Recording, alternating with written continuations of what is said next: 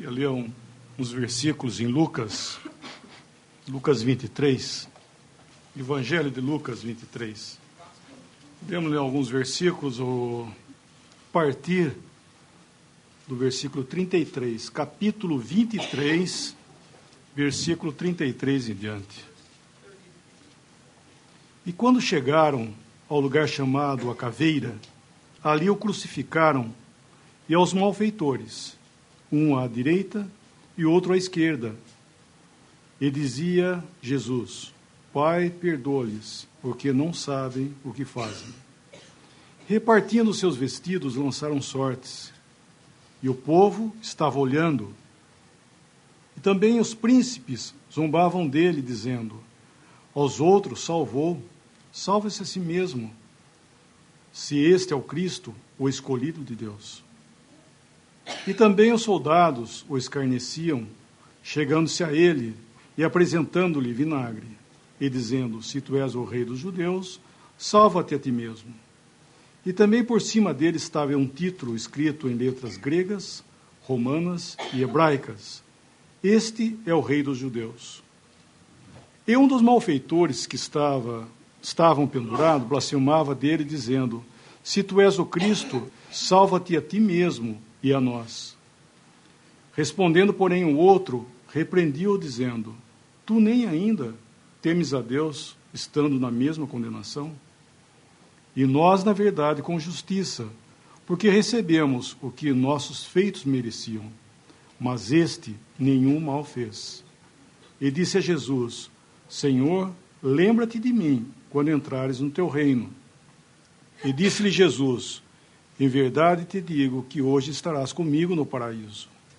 E já era quase a hora sexta, e houve trevas em toda a terra até a hora nona. Escurecendo-se o sol, e rasgou-se ao meio o véu do templo. E clamando Jesus com grande voz, disse: Pai, nas tuas mãos entrego o meu espírito. E havendo dito isto, expirou. E o centurião, vendo o que tinha acontecido, deu glória a Deus, dizendo: na verdade, este homem era justo. E toda a multidão que se ajuntara a este espetáculo, vendo o que havia acontecido, voltava batendo nos peitos. Até aí, tá bom. Nós estamos encontrando aqui o fim do tempo do Senhor Jesus aqui nesse mundo. Crucificado entre dois malfeitores, um à direita e outro à esquerda.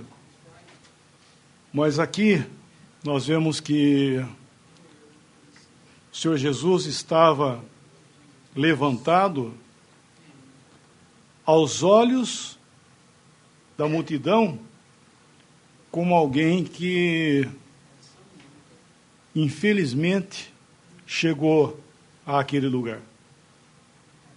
Alguém que podemos chamar de um derrotado, porque ele estava levantado ali. E esse lugar, a Caveira, era o lugar onde eram sentenciados os malfeitores, criminosos, era lugar de juízo, de execução pela lei romana. E o Senhor Jesus estava aqui, nesse lugar, como havia já dito a profecia, contado com os malfeitores. Então, as pessoas que estavam ali, nós vemos que houve um escárnio, né, uma zombaria por parte das autoridades, por parte do povo, enfim, todos que estavam ali zombavam dele, porque ele era o rei dos judeus, ele era o Salvador, e como tal, salvou tantas pessoas, assim mesmo não pode salvar. Desce da cruz.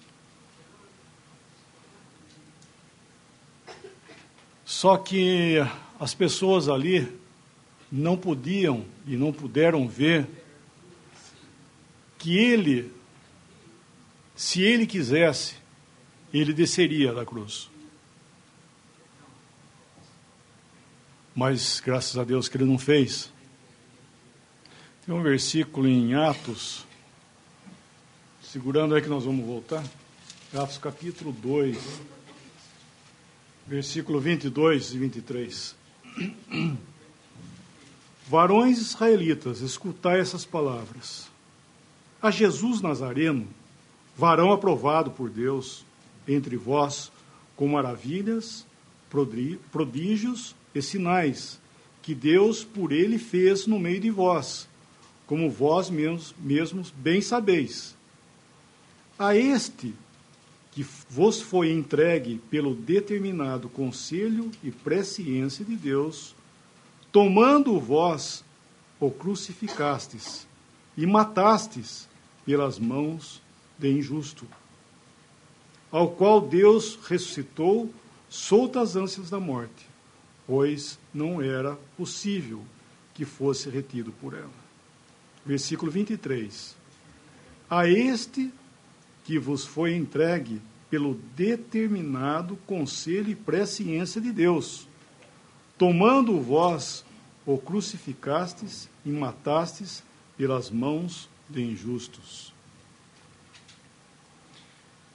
Ele estava na cruz pelo determinado conselho e presciência de Deus. Ninguém podia levar o Senhor ali. Ninguém tinha esse poder de tomar ele pela mão, pelos braços e levar. Mas ele se entregou. Ele se colocou para que isso acontecesse. Porque pelos desígnios, propósitos de Deus, essa pessoa era e é o Salvador. Nós temos que voltar nossos pensamentos e entender o porquê ele esteve aqui. Por que ele veio? O que ele veio fazer aqui? O que esse homem estava fazendo na cruz? Se ele veio pelos propósitos de Deus, pelos desígnios de Deus, pela presciência de Deus. Será que é, como muitos dizem, para deixar um exemplo bonito para a gente seguir? Deus, nessa data aqui, havia provado o homem como alguém que era extremamente perdido, extremamente incapaz de fazer algo de bom diante de Deus. Desde o primeiro homem, que foi Adão, primeira criação de Deus, no humano, desde ele e até todas as formas que Deus mudou de tratamento, o homem no primeiro passo ele já se corrompia. E fomos declarados por Deus pecadores perdidos, inimigos de Deus, incapazes de qualquer coisa.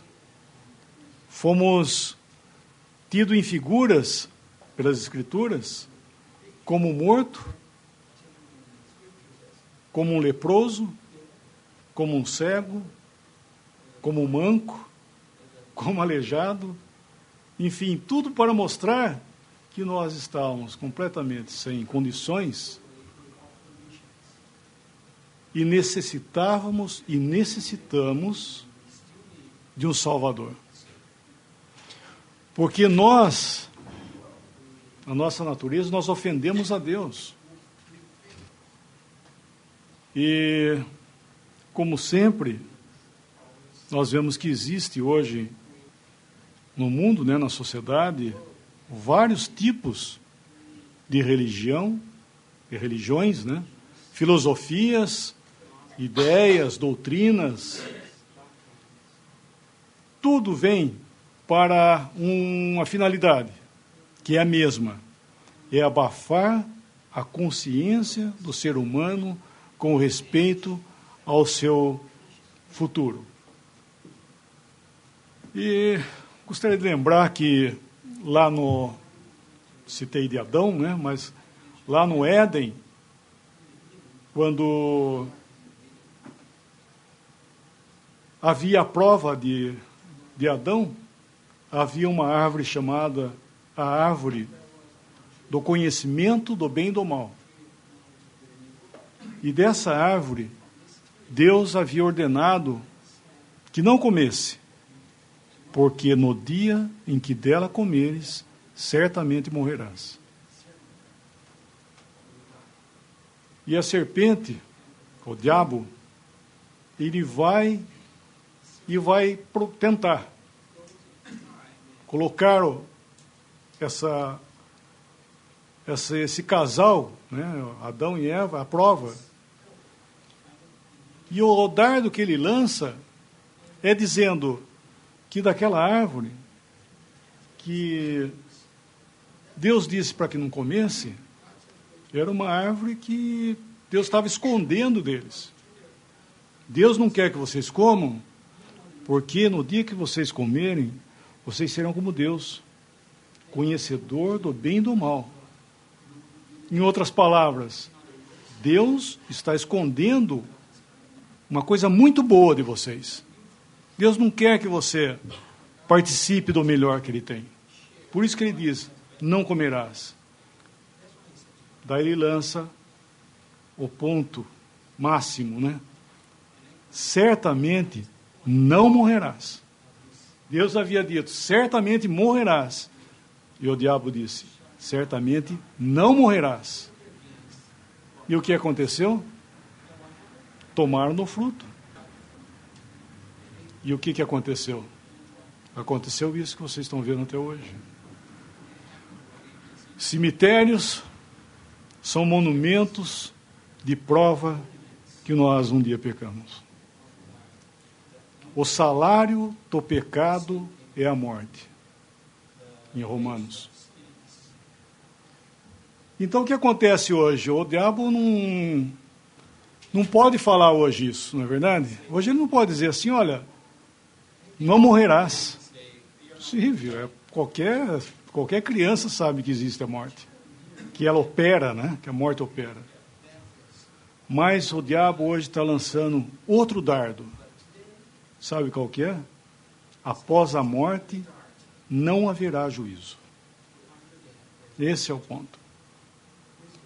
Através de filosofias, de ideias, de religiões, é abafar a consciência do homem da sua partida desse mundo. Que Deus não tá se importando com isso. Mas Deus, muito preocupado com isso.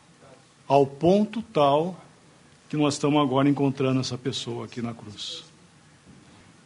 Nosso destino, de um pecador, sem Deus, sem Cristo. E em Hebreus capítulo 9, versículo 27, diz, vamos ler esse versículo, por favor. Hebreus 9, versículo 27, esse é o ponto. Né? E como aos homens está ordenado morrerem uma vez, vindo depois disso o juízo. A necessidade de salvação era Cristo. Ele teve que vir aqui tomar o nosso lugar. Essa pessoa que estava na cruz, o Senhor Jesus, não era uma pessoa comum. Ele veio de Deus. Ele saiu da glória e veio a esse mundo. Nasceu aqui nesse mundo. E um homem perfeito, gerado pelo poder do Espírito Santo, ele aqui era Deus presente nesse mundo. E agora, quando encontramos ele nessa cruz, as pessoas estavam zombando. Né? Ele foi levado à cruz às 9 horas da manhã, e das 9 até o meio-dia, as pessoas ficaram zombando dele. Eu entendo aqui que eles fizeram até filas, né, para zombar, para escarnecer essa pessoa que estava ali. Então, aqui aos olhos das pessoas, dos homens, era um derrotado. Mas ele estava ali, segundo os propósitos de Deus. Embora, como eu estou dizendo, que ele foi ali pelos propósitos de Deus, não tirou a culpa. Por isso que Pedro falou isso, que foi entregue pelo determinado propósito e presciência de Deus, tomando vós, o crucificastes e mataste. Então, o Senhor Jesus, quando ele veio a esse mundo, ele não foi para a cruz com as pessoas clamando a ele, não, por favor, não vá. Não. Ele foi à cruz rejeitado completamente, blasfemado, injuriado e fora com esse. Nós não queremos esse homem. Então, a culpa, né, acentuou quando esse homem foi para a cruz. Aquilo que havia no interior, né, escondido no homem pela religião, porque os primeiros, na verdade, aí contra ele, foram as autoridades religiosas. Então começou aflorou, né, veio a lume tudo que havia no coração do homem nesse dia. O Senhor Jesus, quando foi ser entregue, ele falou assim, essa é a vossa hora e o poder das trevas. Ele se colocou nessa posição, ele se entregou e deixou ele ali na mão dos homens, onde pegaram ele, bateram nele, esbofetearam, colocaram a coroa de espinhos e ele calado. E zombavam, ainda batia, dava com a cana na cabeça dele e falava assim, diga quem é que te bateu. O que ele podia responder? Não é verdade? Mas ele ficou calado. Ele podia acabar com tudo ali, como ele falou com Pilatos, que poderia haver 12 legiões de anjos que viria ao seu favor. Mas ele estava ali justamente para isso. Então, nesse momento aqui, esse versículo do nosso capítulo de Lucas, o versículo 38, ele era o rei dos judeus, levantado naquela cruz. Ele era o Salvador, ele era o Salvador. E aqui estava consumando realmente essa palavra, o Salvador. Era necessário ele ir à cruz. E o que nós podemos notar aqui é esse versículo 39 até o 42. Desses dois malfeitores. Um dizendo a ele, blasfemando dele, se tu és o Cristo, salva-te a ti mesmo e a nós. Hoje é muito próprio, né? Muitas ideias nesse sentido acerca de Cristo, como um Salvador somente para essa vida. Isso é um erro tremendo, não é verdade?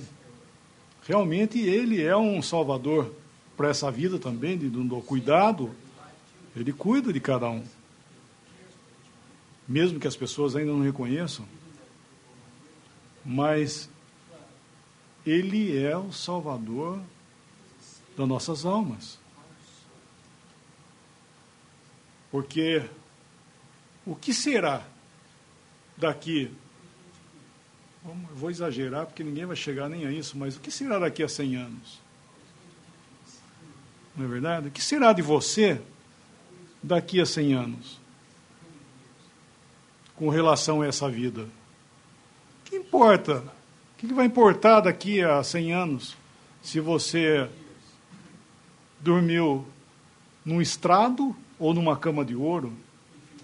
Se você comia caviar e filé mignon ou comia uma comida simples?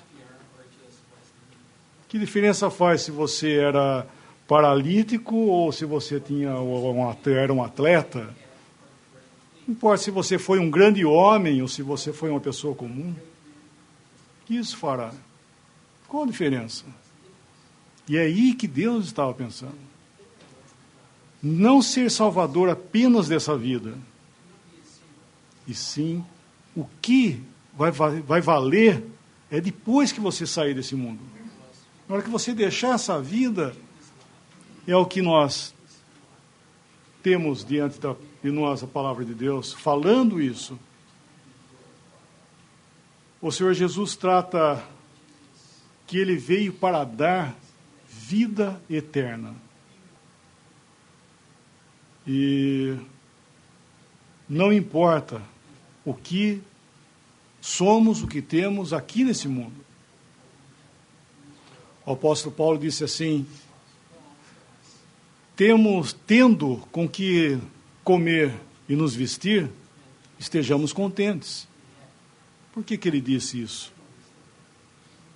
Porque essa teria que ser a condição da pessoa? Não, não é isso que ele estava falando. Porque ele fala, digo aos ricos desse mundo, que seja aos irmãos ricos, tal. Então ele não estava falando que você tem que ser pobre, não é nada disso. É questão que, na verdade, a estabilidade dessa vida não pesa na vida vindoura. Nada trouxemos a esse mundo e manifesto é que nada levaremos dele.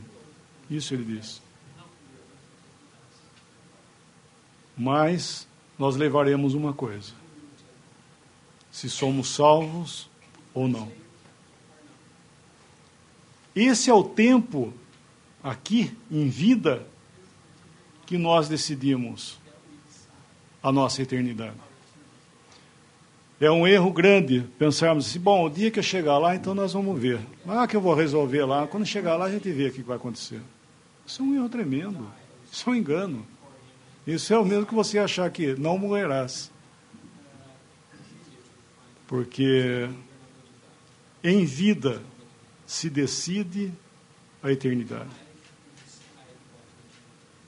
Em Lucas 16, no Evangelho de Lucas 16, nós vemos esse ponto.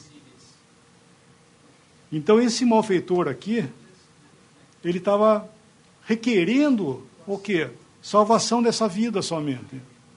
Salva de ti mesmo e a nós também. Desce da cruz, salva nós dessa situação. Agora, o outro, nós vemos que ele foi tocado, porque no começo os dois estavam blasfemando, diz em outro evangelho.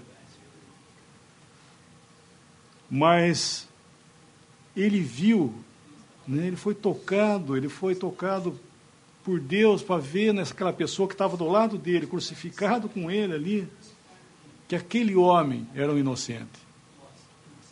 E que ele era muito mais, que ele era o rei de Israel realmente. Que ele tinha o reino. E ele, repreendendo o outro, ele mostra, ele se coloca realmente na posição que ele é e que Cristo era também. Ele fala, nós, com justiça, nós estamos aqui nesse nosso lugar. Certamente, nós estamos aqui. Porque nós merecemos esse lugar. Mas quanto a este, falando de Cristo, nenhum mal fez. Reconhece a inocência daquela pessoa, do lugar que ele estava. E realmente o Senhor Jesus foi para um lugar que não era dele. Ou seja, não era para ele. Essa revelação que ele teve ali da pessoa de Cristo, nós vemos que ele se dirige a Cristo. Alguém disse uma vez, esse versículo 34, talvez tenha sido o ponto que tocou o coração desse malfeitor. Quando Cristo, padecendo aquilo das mãos dos homens, ele diz: Pai, perdoa-lhes porque eles não sabem o que estão fazendo, não sabem o que fazem. E ele fala um ponto aqui, que esse versículo de 43, e disse a Jesus: Senhor, lembra-te de mim quando vieres no teu reino. Porque ele cria que Jesus viria estabelecer o reino dele, que era uma coisa futura. Lembra de mim quando vieres no teu reino. Aqui está falando entrares, mas a versão correta é vieres no teu reino. Lembra-te de mim. Ele queria um lugar com Cristo.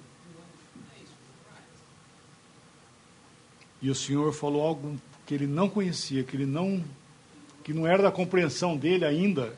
Ele diz, 43, e disse-lhe Jesus: em verdade te digo que hoje estarás comigo no paraíso. E esse é o ponto que eu gostaria de falar nesse sentido para nós, para você. Hoje. Não é a vida aqui, não é um reino vindouro, mas é um momento agora. É um momento onde que você decide a sua vida aqui. A sua vida perante Deus é decidido no momento. Esse malfeitor, ele fez a escolha dele, por assim dizer, por Cristo. Senhor, lembra-te de mim. E ele diz, hoje. Esse versículo mais à frente, o 44, mostra os que se seguem, né, versículos que se seguem, 44, 45, mostra as trevas, as 3 horas de trevas que houve sobre a terra. Onde Cristo, o Senhor Jesus, padeceu o juízo de Deus, porque até então ele estava padecendo nas mãos dos homens, por causa da justiça. E aqui nós vemos ele entrando num outro ponto, que é ele se apresentando diante de Deus, onde houve trevas sobre toda a terra, e ninguém podia ver mais o Senhor. E é justamente para essas 3 horas ele veio. Porque nessas 3 horas foi que ele levou sobre si os nossos pecados, diz a palavra. Enquanto antes, ele nunca levou nossos pecados sobre si. Mas nessas horas aconteceu isso. Por quê? Porque Deus colocou esse momento aqui, embora ali era o que eles estavam vendo era o Calvário, com 3 pessoas crucificadas ali, como malfeitores, mas aquele momento ali era o altar de Deus para Cristo. Ele foi, como diz, levantado entre a terra e o céu. E Deus julgou nele. Essas horas de trevas foi um momento de juízo sobre uma pessoa. Aquilo que nós merecíamos caiu sobre ele. Ele foi o nosso substituto. Ele tomou sobre si os nossos pecados. E Deus julgou nele. Era necessário a morte expiatória de Cristo. Então aqui nós estamos vendo ele entrando nesse ponto para morrer por nós. E pense bem, que ele foi o eleito de Deus para morrer para Deus mesmo. Nós vemos que ele estava aqui morrendo para Deus. Não é verdade? Essas trevas que havia aos olhos dos homens, ao mesmo tempo nós vemos que havia uma luz em jorros, né, como diz o irmão. Por quê? Porque era Cristo o único homem que pôde morrer para Deus. Morrer para Deus, para que Deus pudesse ser glorificado. Que a questão que se chama pecado fosse removida perante Deus. Que aquilo fosse tirado para sempre diante dos olhos de Deus. E Cristo estava ali. O Cordeiro de Deus, como o irmão leu hoje. O Cordeiro de Deus sendo sacrificado.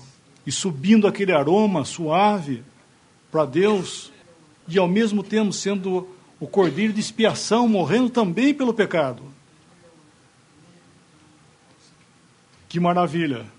Aquilo que nós jamais poderíamos pensar em fazer, ou capacidade, como disse, morte, inimigos de Deus, um homem semelhante a nós foi ali, naquele lugar, segundo os propósitos de Deus, conforme o pensamento de Deus, o agrado de Deus, ele pôde morrer ali,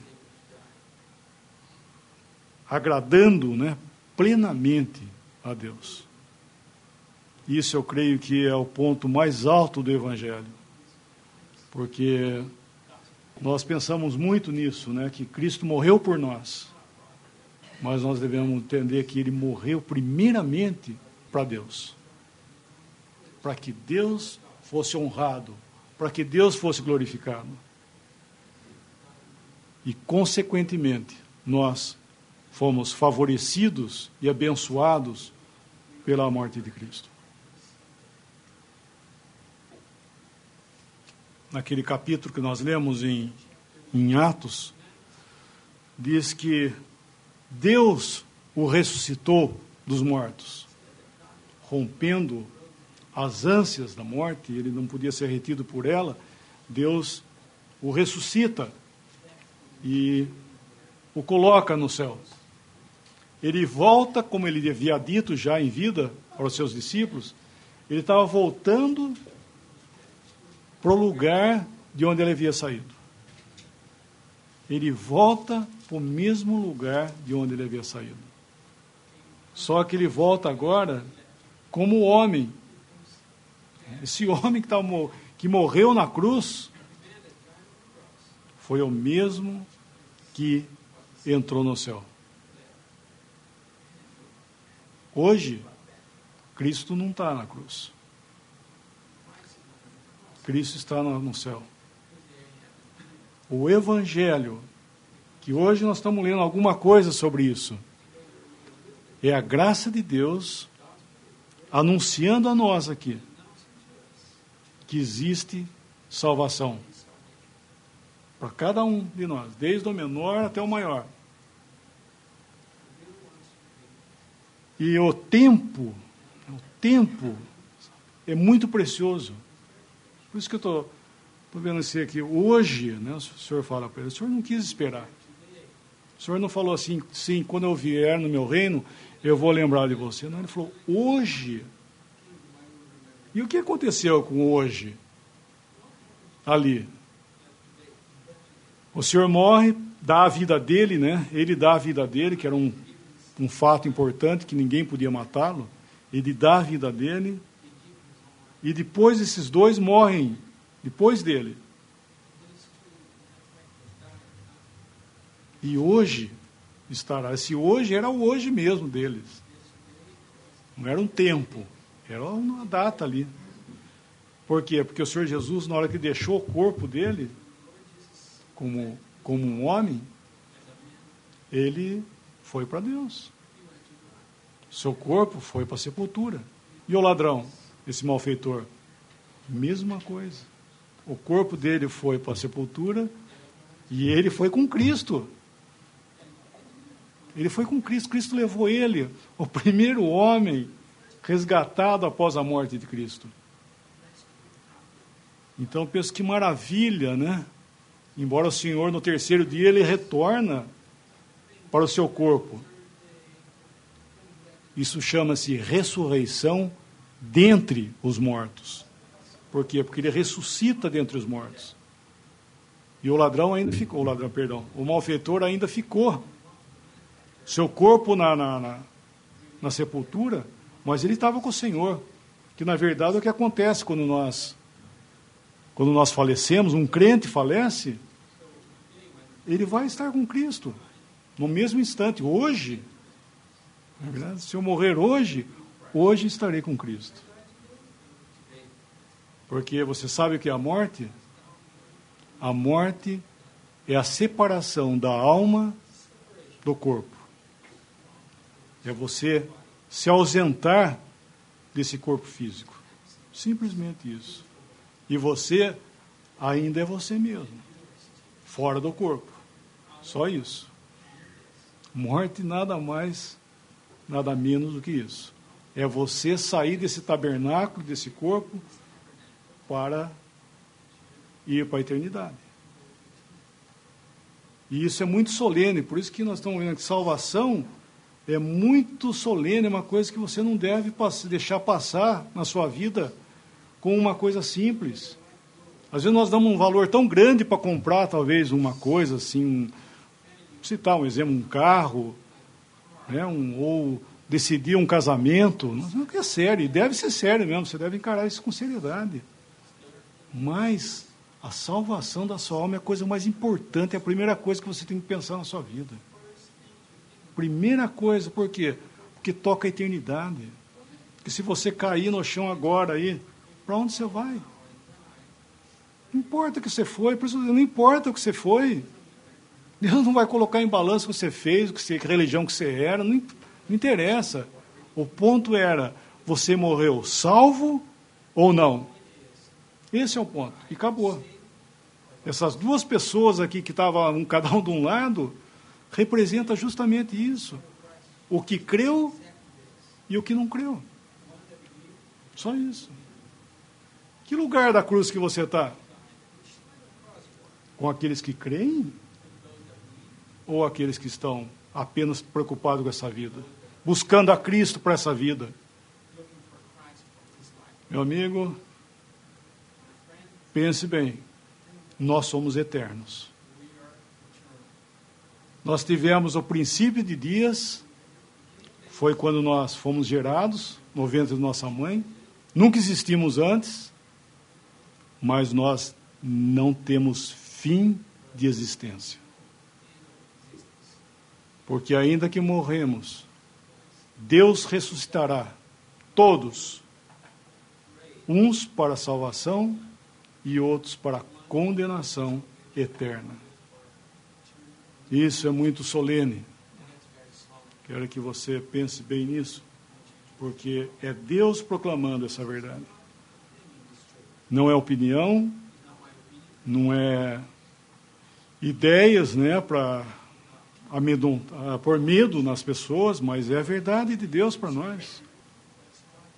Mas aí que está, Deus amou o mundo de tal maneira, amou a nós, que deu a Cristo. Salvação está aí em Cristo, esse homem que morreu na cruz. O que nós fazemos? Crer nele. Crer somente nele. E no tempo de hoje,